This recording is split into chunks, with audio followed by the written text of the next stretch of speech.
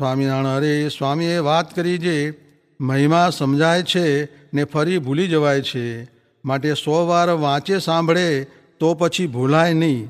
ને મહારાજ છતાં હેત બહુ હતું, ને આજ જ્ઞાન અધિક છે, ને ઘણા સંસ્કારી જીવ આવ્યા છે, માટે સાધુમાં હેત તરત થઈ જાય છે. સ્વામિનારાયણ સ્વામીએ વાત કરી જે આપણે જાણીએ છીએ જે આપણને ભગવાનમાં હેત છે, પણ આપણા કરતાં તો આપણા ઉપર ભગવાનને ને સાધુને ઝાઝુ હેત છે. સ્વામિનારાયણ સ્વામીએ વાત કરી જે વણથળીમાં વાત કરી જે આ વણથળી ગામ કોઈકને આપે તો તે ગાંડો થઈ જાય, ને વળી વડોદરો આપે તો વાત જ શી કહેવી. ને આપણને તો કરોડ કરોડ વડોદરા મળ્યા છે તે એમ પણ કહેવાય નહીં. ને હવે તો દેહ રહે ત્યાં સુધી બાજરો ખાવો ને પ્રભુ ભજવા, ને રોટલા તો ભગવાનને દેવા છે ને સાધુને દેવા છે, તે આપશે. ને દેહ પડશે કે ભગવાન પાસે જઈને બેસવું છે, તે જેમ અંગરખું ઉતારી મૂકે તેમ દેહ પડ્યું રહેશે, એમ વાત કરી. સ્વામિનારાયણ સ્વામીએ વાત કરી જે આજ ભગવાન અક્ષરધામ સહિત અહીં પધાર્યા છે, તેના સ્વરૂપનો પરભાવ સમજાતો નથી, એ જ મોટું પાપ છે. માટે જાદવ જેવા ન થવું, પણ ઉદ્ધવજી જેવા ભક્ત થવું. ને મોટા સાધુ હોય તેને બીજા જેવા કહેવા તથા બીજાથી ઉતરતા જેવા કહેવા, એથી એનો દ્રોહ થાય છે.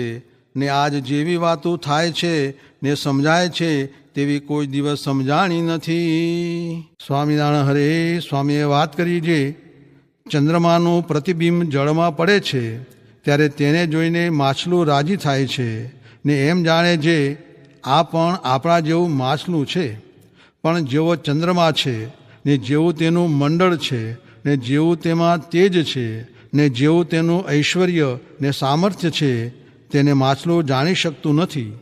તથા જેમ સમુદ્રમાં વાણ ચાલ્યું જતું હોય તેને મોટા મચ્છ હોય તે જોઈને મનમાં એમ જાણે જે આ આપણા જેવો મચ્છ છે, તે ચાલ્યો જાય છે.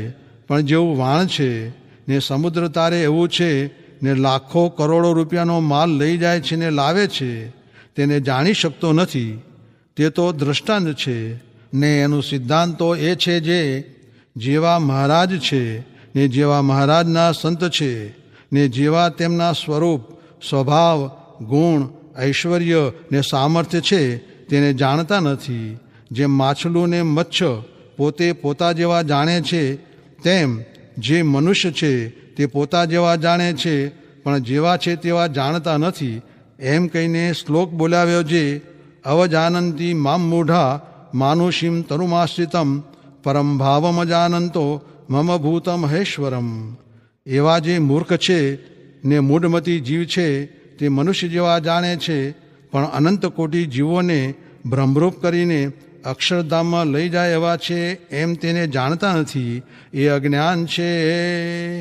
સ્વામિનારાયણ હરે સ્વામીએ વાત કરી જે આપણે ખોટ કેટલી છે, તો જેવા મળ્યા છે તેવો મહિમા જણાતો નથી, ને જેવો લાભ થયો છે તે પણ જણાતો નથી. જેમ ગાયકવાડનો છોકરો મૂળા સારું રૂએ એટલી ખોટ છે. સ્વામિનારાયણ હરે સ્વામીએ વાત કરી જે પંચાળાનું 7મું વચનામૃત વંચાવીને સ્વામીએ વાત કરી જે આ પ્રગટ ભગવાનને નિર્દોષ સમજેથી કાંઈ કરવું બાકી રહેતું નથી. ને ચમત્કાર જણાય તો શેખજીની પેઠે જીરવાય નહીં, ગાંડું થઈ જવાય. માટે કસર જેવું રાખ્યું છે. ભગવાનને નિર્દોષ સમજ્યાથી નિર્દોષ થઈ રહ્યો છે. ને દોષ જણાય છે તે તત્વના દોષ છે, ને નિર્દોષ તો એક ભગવાન જ છે. ને દેશકાળ તો ભગવાનને ન લાગે, જીવને તો લાગે. કારણ કે પ્રારબ્ધ કર્મે દેહ છે, તે ખોટા પ્રારબ્ધનો થર આવે ત્યારે દેશકાળ લાગે. પણ ઉપાસ્ય મૂર્તિને નિર્દોષ સમજ્યાથી એ દોષે રહિત થઈ રહ્યો છે. સ્વામિનારાયણ હરે સ્વામીએ વાત કરી જે મનુષ્ય ભાવ દિવ્ય ભાવ એક સમજ્યા હોઈએ ને નિશ્ચય કર્યો હોય, પછી ભગવાન ડગમગાટ કરાવે ને ફેરવવાનું કરે તો પણ ફરવું નહીં. જેમ નિત્યાનંદ સ્વામી ન ફર્યા તેમ. સ્વામિનારાયણ હરે સ્વામીએ વાત કરી જે સત્સંગ સાધુ ને ભગવાન જેવા મળ્યા છે તેવા ઓળખાતા નથી, ને મનુષ્ય ભાવ રહે છે. જેવો લાભ થયો છે તેવો લાભ પણ ઓળખાતો નથી, ને મનુષ્ય ભાવમાં દિવ્ય ભાવ છે તે મનાતો નથી. ને ઉપવાસ કરે પણ આમ સમજાય નહીં. કેમ જી? મૂલમ નાસ્તિ કુતઃ શાખા. પામર તો પરચા માગે, પણ એક શ્રી કૃષ્ણને ઉર્ધ્વરેતા કયા છે ને નરનારાયણને કયા છે. એવા તો આજ મૂળજી બ્રહ્મચારી ને માયારામ ભટ્ટ શેર ઘી જમે ને ગાંઠ થાય નહીં. ને 2000 માણસ સ્ત્રીઓ સહિત ભેળા રહેતા તો પણ કામનાનો ગાંઠ થાય નહીં. જીતેન્દ્રિય શાસ્ત્રમાં લક્ષ્મણજી આદિક 2 કયા છે ને અનુવૃત્તિવાળા કૃષ્ણાવતારમાં 3 કયા છે ને ભીડો ખમ્યામાં 3 કયા છે ને આજ તો આખા સત્સંગમાં એ 3 ગુણે યુક્ત છે. એ જ મોટો પરચો છે. માટે જેમ છે તેમ ઓળખવું. સ્વામિનારાયણ હરે. સ્વામીએ વાત કરી જે જેમ ભગવાન કરે તેમ થાય. આ અમને કઠોદર થયું હતું તે કોઈને ન મટે ને તે મટ્યું. ને આવરદા પણ 25 વર્ષ થયા નથી ને આ 2 વર્ષ થયા એટલે સંવત 1918માં મોત આવીને પાછું ગયું. તે જેમ ભગવાનને ગમતું હશે તેમ થશે. સ્વામિનારાયણ હરે. વચનામૃત કાર્યાણી પ્રકરણનું પહેલું, ઈયળ ભમરીનું. સ્વામિનારાયણ હરે. સંવત 1877ના ભાદરવા સુધી દ્વાદશીને દિવસ ગામ શ્રી કાર્યાણી મધ્યે વસ્તા ખાચરના દરબારમાં ઉત્તરાદે દ્વાર ઓરડાની ઓસરીએ સુરતના હરિભક્ત જાદવજી છપ્પર પલંગ લાવ્યા હતા. તે ઢાળ્યો હતો ને તે પલંગ ઉપર રેશમનું ગાદલું ધોળા ઓછાળે સહિત બિછાવ્યું હતું ને તેની ઉપર ધોળો તકિયો તથા લાલ મશરૂના ઢીંચણિયા મૂક્યા હતા. અને તે પલંગની ઉપર ચારે કોરે સોનેરી કસબના સેજબંધ લટકતા હતા. એવી શોભાયુક્ત જે તે પલંગ, તેની ઉપર શ્રીજી મહારાજ ઉત્તરાદે મુખારવિંદે વિરાજમાન હતા. અને સોનેરી છેડાનો ધોળો ફેટો મસ્તકે બાંધ્યો હતો અને સોનેરી છેડાનું શેલું ઓઢ્યું હતું ને કાળા છેડાનો ધોળો ખેસ પહેર્યો હતો. અને પોતાના મુખારવિંદની આગળ મુનિ તથા દેશ દેશના હરિભક્તની સભા ભરાઈને બેઠી હતી. અને શ્રીજી મહારાજના મુખારવિંદ રૂપ ચંદ્રમા સામા ચકોરની પેઠે સર્વે ભક્તજન જોઈ રહ્યા હતા. પછી શ્રીજી મહારાજ પરમહંસ પ્રત્યે બોલ્યા જે માહોમાહી પ્રશ્ન ઉત્તર કરો. ત્યારે ભૂધરાનંદ સ્વામીએ પ્રશ્ન પૂછ્યો જે ભગવાનનો નિશ્ચય થાય છે તે અંતઃકરણમાં થાય છે કે જીવમાં થાય છે? ત્યારે તેનો ઉત્તર શિવાનંદ સ્વામીએ કરવા માંડ્યો પણ થયો નહીં. પછી શ્રીજી મહારાજ બોલ્યા જે આ જીવ છે તે બુદ્ધિએ કરીને જાણે છે અને તે બુદ્ધિ છે તે સર્વનું કારણ છે ને સર્વથી મોટી છે. માટે તે બુદ્ધિ મનને વિશે રહી છે, ચિત્તને વિશે રહી છે, અહંકારને વિશે રહી છે, શ્રોત્રને વિશે રહી છે, ચક્ષુને વિશે રહી છે, ઘ્રાણને વિશે રહી છે, જીહવાને વિશે રહી છે, વાણીને વિશે રહી છે, ત્વચાને વિશે રહી છે, હાથને વિશે રહી છે, પગને વિશે રહી છે, શિશ્નને વિશે રહી છે, ગુદાને વિશે રહી છે. એવી રીતે બુદ્ધિ જે તે નખશિખા પર્યંત આ શરીરને વિશે વ્યાપીને રહી છે અને તે બુદ્ધિને વિશે જીવ રહ્યો છે. પણ તે જીવ જણાતો નથી અને એકલી બુદ્ધિ જણાય છે. ત્યાં દ્રષ્ટાંત છે. જેમ અગ્નિની જ્વાળા ઘટે છે ને વધે છે, તે વાયુ કરીને વધે છે ને ઘટે છે, અને તે અગ્નિની જ્વાળા વધતી ઘટતી જણાય છે પણ વાયુ જણાતો નથી.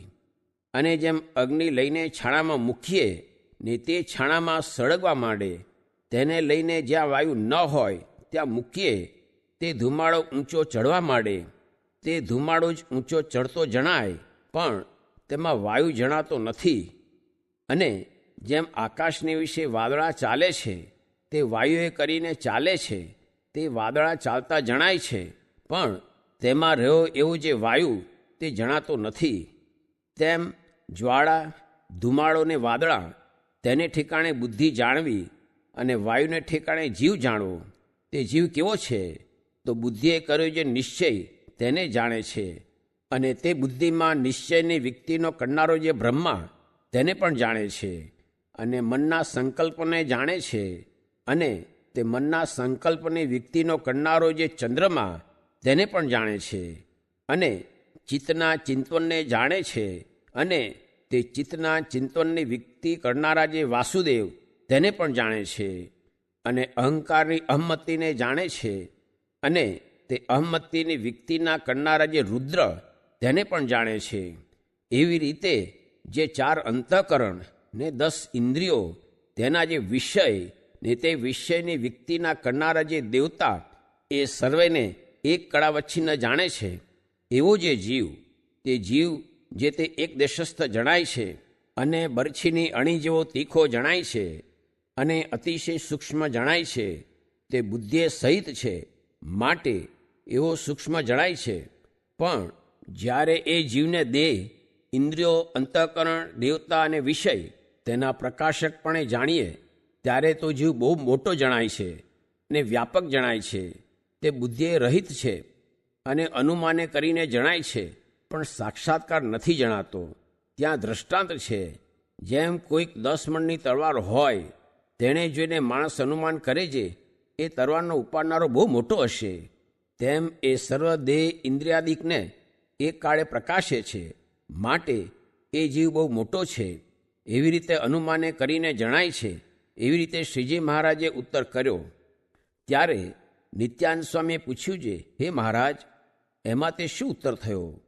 ત્યારે શ્રીજી મહારાજ બોલ્યા છે, એમાં તો એ ઉત્તર થયો જે જ્યારે બુદ્ધિમાં નિશ્ચય થયો ત્યારે જીવમાં પણ નિશ્ચય થઈ ગયો એમ જાણવું. તે કેવી રીતે થાય છે? તો પ્રથમ ઇન્દ્રિયોમાં નિશ્ચય થાય છે, પછી અહંકારમાં નિશ્ચય થાય છે, પછી ચિત્તમાં નિશ્ચય થાય છે, પછી મનમાં નિશ્ચય થાય છે, પછી બુદ્ધિમાં નિશ્ચય થાય છે, પછી જીવમાં નિશ્ચય થાય છે, એમ શ્રીજી મહારાજે કહ્યું. ત્યારે નિત્યાનંદ સ્વામીએ વળી પૂછ્યું છે, હે મહારાજ, ઇન્દ્રિયોમાં નિશ્ચય હોય તે કેમ જણાય, ને અંતઃકરણમાં નિશ્ચય હોય તે કેમ જણાય, ને જીવમાં નિશ્ચય હોય તે કેમ જણાય?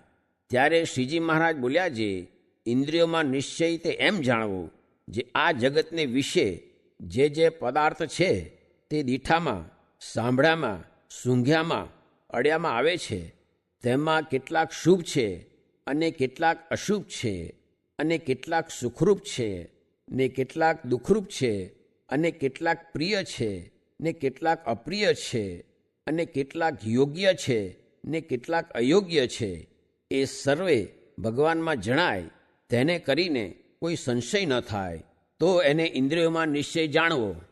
અને સત્વ, રજ અને તમ એ 3 ગુણના જે કાર્ય છે તેમાં આળસ નિંદ્રાદિક તમોગુણનું કાર્ય છે, અને કામ ક્રોધાદિક રજોગુણનું કાર્ય છે, અને શમદમાદિક સત્વગુણનું કાર્ય છે. એ સર્વે ભગવાનમાં દેખાય, પણ તેમાં કોઈ સંશય ન થાય, તો એને અંતઃકરણમાં ભગવાનનો નિશ્ચય જાણવો. અને જેમ ઋષભદેવ ભગવાન નિર્વિકલ્પ સમાધિએ કરીને ઉન્મત્ત થકા વિચર્યા ને મુખમાં પાણો રાખ્યો ને પોતાનો દેહ દાવાનળમાં બળી ગયો તોય પણ ખબર ન રહી, એવી રીતે જે ગુણાતીત સ્થિતિ તે ભગવાનમાં જણાય, તેમાં કોઈ સંશય ન થાય, તો એને જીવને વિશે નિશ્ચય જાણવો.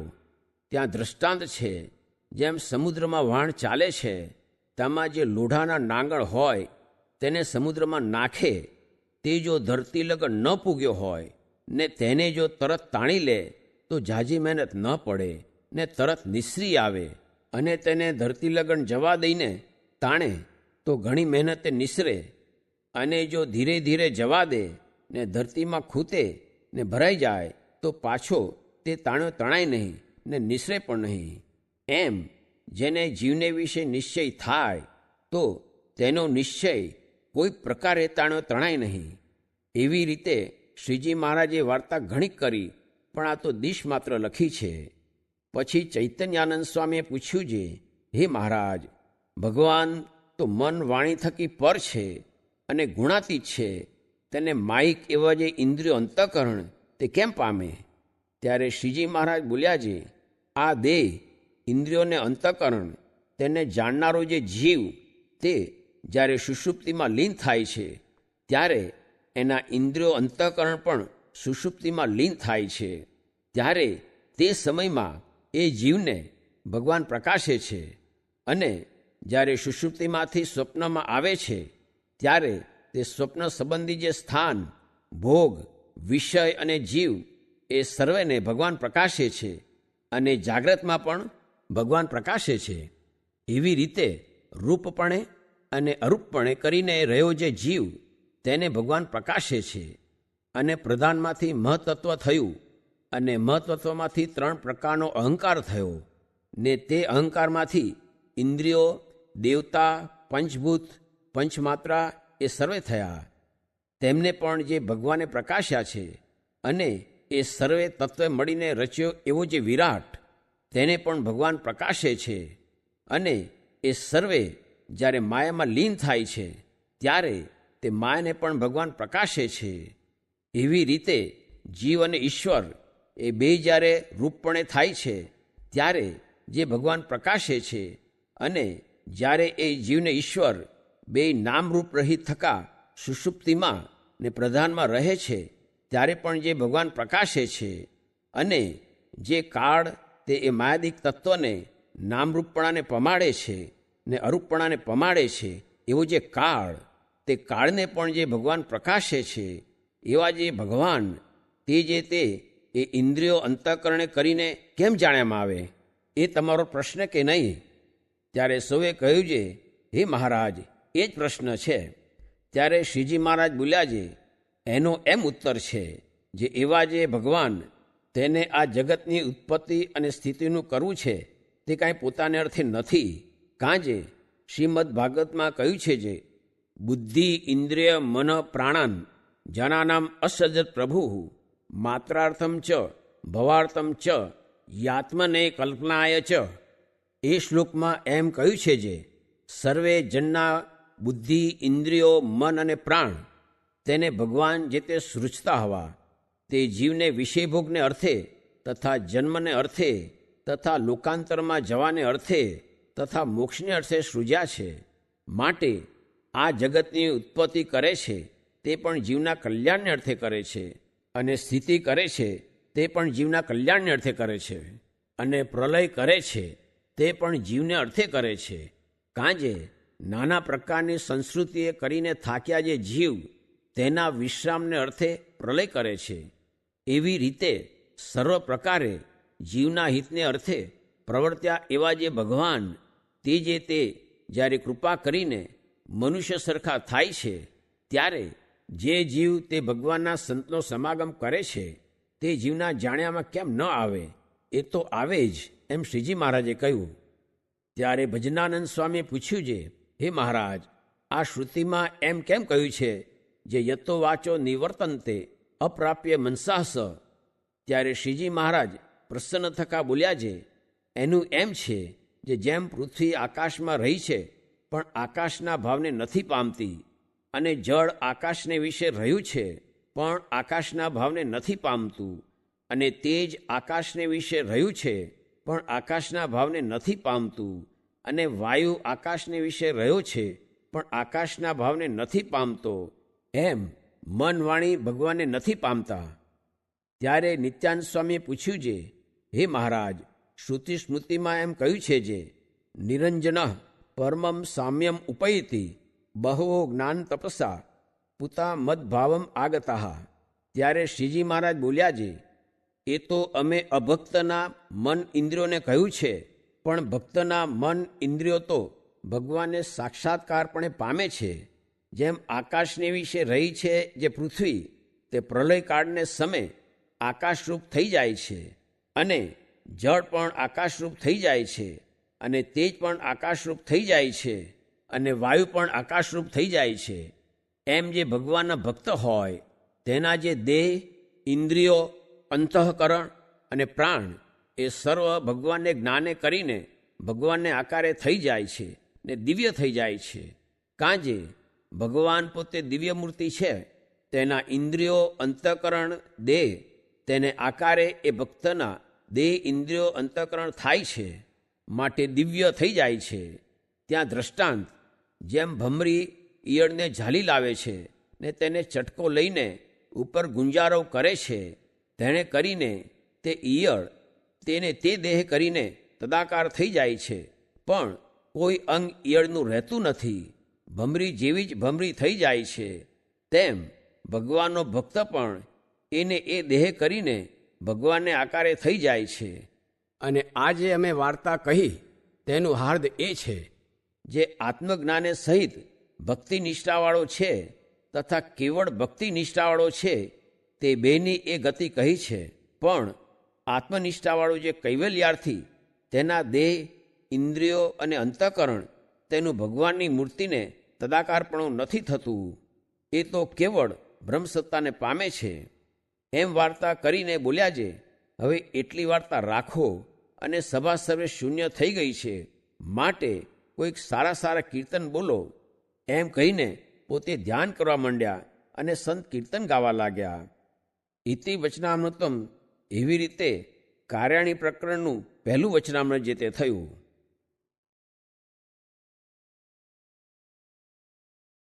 સહજાન સ્વામી મહારાજની જય, અક્ષર પુરુષોત્તમ મહારાજની જય, ગુણાદિતાન સ્વામી મહારાજની જય, ભગતજી મહારાજની જય, શાસ્ત્રીજી મહારાજની જય, યોગીજી મહારાજની જય.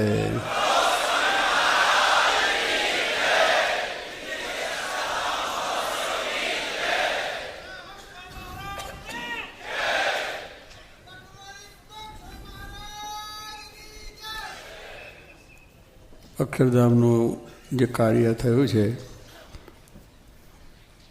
અને એ ભગવાન સ્વામિનારાયણના પ્રતાપે અને જોગી મહારાજના સંકલ્પે જ, એટલે જેટલો કંઈ જસ આપીએ ને જે કંઈ કરીએ એ મહારાજ સ્વામી, શાસ્ત્રી મહારાજ, યોગીજી મહારાજ, ભગતજી મહારાજ છે.